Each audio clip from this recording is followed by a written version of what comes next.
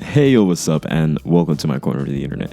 So today we're going to be talking about an anime that, I'm just going to be honest with you. I did not know this anime was going to be so sincerely loved. I didn't know this anime is going to start a trend that basically everyone kind of interacts with in their own sort of way. I didn't know this anime with some of its let's be honest, it's kind of obvious where this was coming from, a lot of its inspirations, how it got to where it is.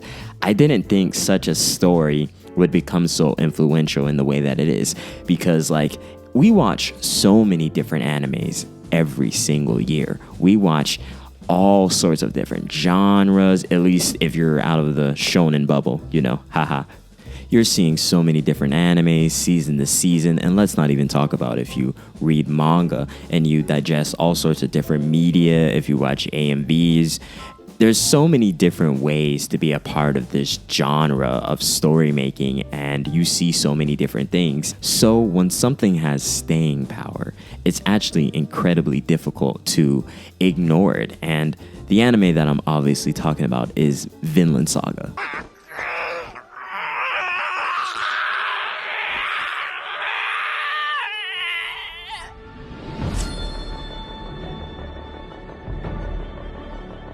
So to be honest with you, I'm just going to be here with you. I wasn't a fan of the shifts within Vinland Saga, and this is completely filled with so many different spoilers. So if you're not game, you might as well click off right at this point. This anime has taken the world by storm, and you probably heard one of its most famous quotes, and that is,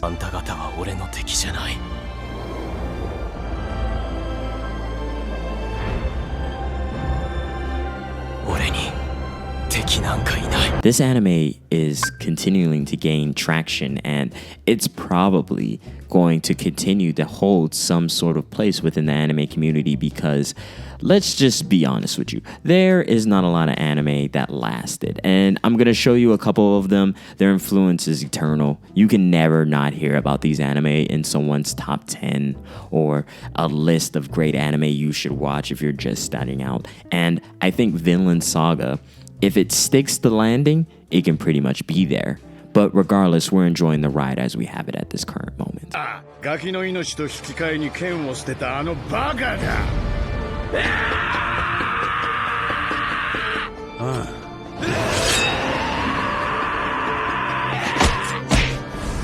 So this is written by Makoto Yukimura. This is a seinen historical anime, and it's incredible. It's published by Kodansha, and it's animated by Wit Studio. And we basically follow Thorfinn, and he is basically a kid that basically lost his father. And in a very traumatic moment, he lost his father, who is considered a great warrior. And his father was definitely on some peace stuff, even though he was an incredible warrior who is probably just, the scaling of him is probably incredible versus some of the other characters we meet through Thorfinn's story. Vinland Saga is this good mix of war, Viking history, this good mix of so many different aspects that are just incredibly fun to enjoy and watch. And the first couple seasons and some of the first volumes are just soaked with blood, fights, this conversations of honor. What does it matter to have an enemy, to not have an enemy? Vinland Saga is very insidious in its way that it's able to document philosophy along with the personality of our characters. And that's one thing that Vinland Saga does incredibly well. It gives us personification of our characters, their mental state, and a lot of the aspects I enjoy about Vinland Saga is it is very honest about war, strife, conflict, and the emotions of men dealing with a lot of these moments. And this is history. One thing that a lot of historical pieces of media do a very good and bad job of is documenting strife and war. And war is probably one of the worst things humanity has ever come with. I'm just gonna make my side very clear in this.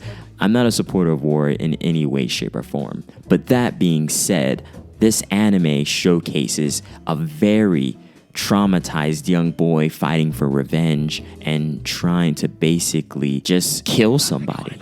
And it motivates him, it tears him apart, and it also destroys him and sets him on a different path that his father ultimately ended up in towards the later half before his death.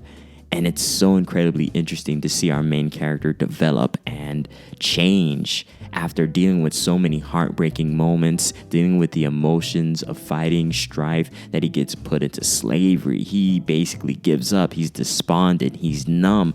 All these different aspects of him are swirling around, and he's changing as he's growing, and he is going through so many different things. And I'm caught up on the manga, just so you know. I off and on watch the anime. I like certain episodes just because I skip around and I'm already caught up, so it's just like whatever.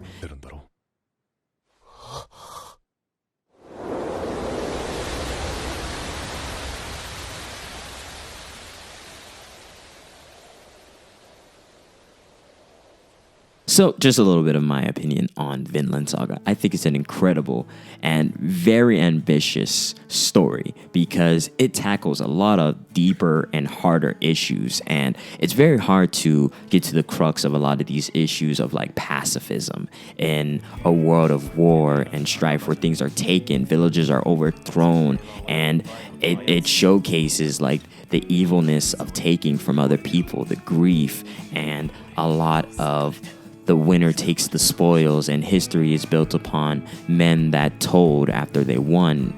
They never really get the story of the people that lost. And there's a lot of moments in this story where it's like we're looking at actual history. This can be found in any book, anywhere, as long as you read and you're not being censored by your state or like your government in office, you know, whatever. I digress. This anime gives a very great depiction on a lot of these issues that we still face and are affected of to this day. And Vinland Saga's response is, I have no enemies.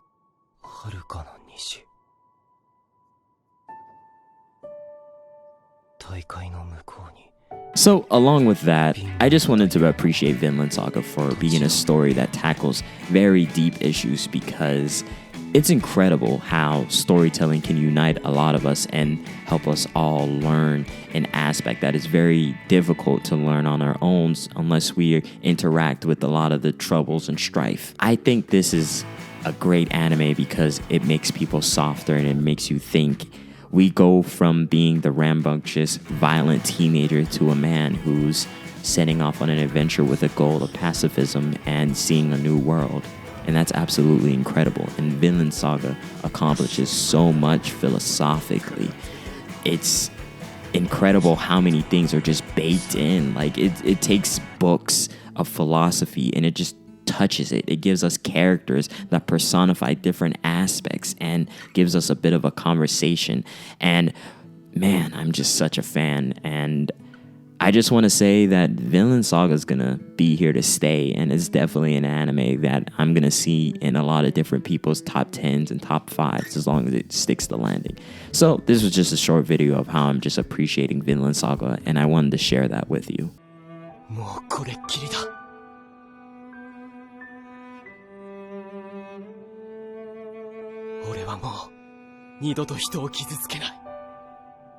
And also, this is a kind of like a selfish thought.